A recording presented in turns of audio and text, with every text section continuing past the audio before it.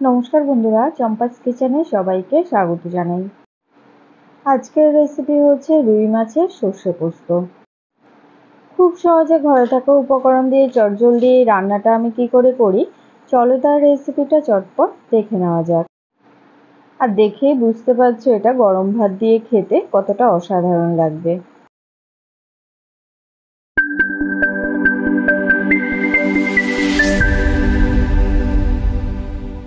রান্না শুরু করার আগে মশলা বেটে নেব।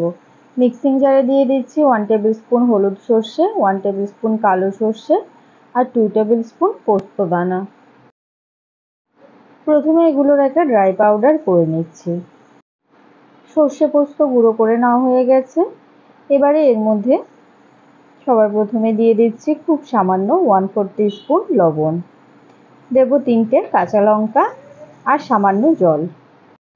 এইভাবে সামান্য লবণ আর কাঁচা লঙ্কা দিয়ে সর্ষে বেটে নিলে এর তেতো ভাব কিন্তু আর থাকে না। মিহি করে সর্ষে পোস্ত বাটা হয়ে গেছে। এবারে চলো রান্নাতে যাওয়া যাক। তো গ্যাস জ্বালিয়ে একটা কড়াই গরমে বসাচ্ছি। গরম কড়াইতে দিয়ে দিচ্ছি 3 টেবিল স্পুন সর্ষের তেল। গ্যাসের আঁচ হাইতে রেখে তেলটাকে কড়াইয়ের চারধারে লাগিয়ে নিয়ে ধোঁয়া ওঠা অবধি গরম করে নেব। রুই মাছের মধ্যে আগে থেকে নুন হলুদ ভালো করে মাখিয়ে রেখেছি। এবারে গ্যাসের আঁচটা একদম লোতে করে মাছের টুকরোগুলো দিয়ে দিলাম। গ্যাসের আঁচটা মিডিয়াম টু লোতে রেখে 3 থেকে 4 মিনিট সময় ধরে মাছের একটা সাইড ভেজে নিয়েছি। এবারে অপর সাইড উল্টে দিচ্ছি। ঠিক একইভাবে মাছের অপর সাইডকেও ভেজে নেব।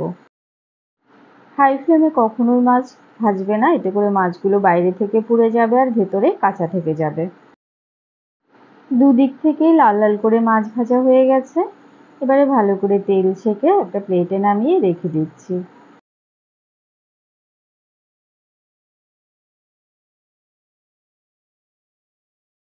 মাছ ভাজার পরে কড়াইয়ের ওই তেলেই দিচ্ছি 1/4 টিস্পুন কালো জিরে আর একটা তেজপাতা।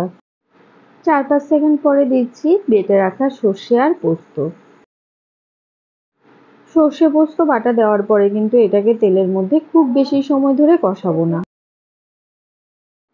4-5 সেকেন্ড পরে এর মধ্যে দিচ্ছি 1/4 টিস্পুন করে হলুদ গুঁড়ো, লবণ আর কাশ্মীরি লঙ্কা গুঁড়ো। খুব সামান্য 1/2 টিস্পুন চিনি দিচ্ছি। সর্ষে বাটার সময় যেহেতু লবণ দিয়েছি, তাই এই সময় লবণের পরিমাণটা অবশ্যই যে যার স্বাদ বুঝে ব্যবহার করবে। গুঁড়ো মশলাগুলোকে সর্ষে পোস্ত বাটার সাথে একটুখানি কষিয়ে নেওয়ার পরে মিক্সিং জারটা ধুয়ে এর মধ্যে মোটামুটি 1 কাপের মতো জল দিচ্ছি।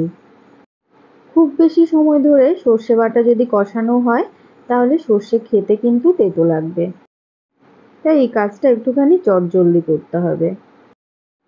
খুব বেশি পাতলা ঝোল কিন্তু এই রান্নাতে হবে না, তাই কতটা পরিমাণ মাছের ঝোল তৈরি করবে সে বুঝে জলের পরিমাণটা ব্যবহার করবে।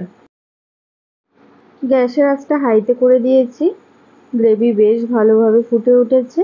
এবারে ভেজে রাখা রুই মাছের টুকরোগুলো দিয়ে দেব। আমাদের চ্যানেল চম্পাস কিচেনের রেসিপিগুলো যদি তোমাদের ভালো লাগে তাহলে অবশ্যই চ্যানেলটাকে সাবস্ক্রাইব করে নেবে এবং পাশে থাকা বেল আইকনটাকে প্রেস করে দেবে।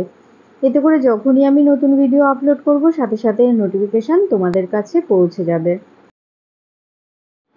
কথা বলতে বলতে এদিকে ঝোলের সাথে মাছগুলোকে ভালোভাবে মিশিয়ে দিয়েছি। উপর থেকে দিয়ে দিচ্ছি 3টে চেরা কাঁচা লঙ্কা। গ্যাসের আঁচ স্লোতে করে এবার এটাকে 5 মিনিটের জন্য ঢেকে দিলাম। 5 মিনিট ঢেকে ফুটিয়ে নেওয়ার পরে দেখো গ্রেভিটা কিন্তু বেশ ঘন হয়ে গেছে আর মাছও খুব ভালোভাবে সেদ্ধ হয়ে গেছে। আবারও একটুখানি উল্টে পাল্টে দিয়ে সবার লাস্টে উপর থেকে 1 টিস্পুন কাঁচা সর্ষের তেল ছড়িয়ে দেব। কাঁচা সর্ষের তেলটা অবশ্যই করে দেবে, এটা এই রান্নার স্বাদের মাত্রাটাকে অনেক গুণ বাড়িয়ে দেবে। সর্ষের ঝাঁঝ এবং পোস্তের সুন্দর গন্ধতে এই রান্নাটা খেতে জাস্ট অপূর্ব লাগে। কাঁচা সর্ষের তেল দেওয়ার পরে গ্যাসের আঁচটা অফ করে এটাকে স্ট্যান্ডিং টাইমে 2 থেকে 3 মিনিটের জন্য ঢেকে রাখতে হবে। তাহলেই আমাদের আজকে দারুণ টেস্টি এবং লোভনীয় রুই মাছের সর্ষে পোস্ত গরম ভাতের সাথে পরিবেশন করার জন্য একদম রেডি। রেসিপিটা কেমন লাগলো অবশ্যই কমেন্ট করে জানাবে। ভালো লাগলে লাইক করবে আর তোমার বন্ধুদের সাথে ভিডিওটাকে শেয়ার করতে কিন্তু একদম ভুলবে না। এতক্ষণ আমার পাশে থেকে ভিডিওটা দেখার জন্য অনেক অনেক ধন্যবাদ। ভালো থাকবে, সুস্থ থাকবে। পরের ভিডিওতে আবার দেখা হবে। বাই।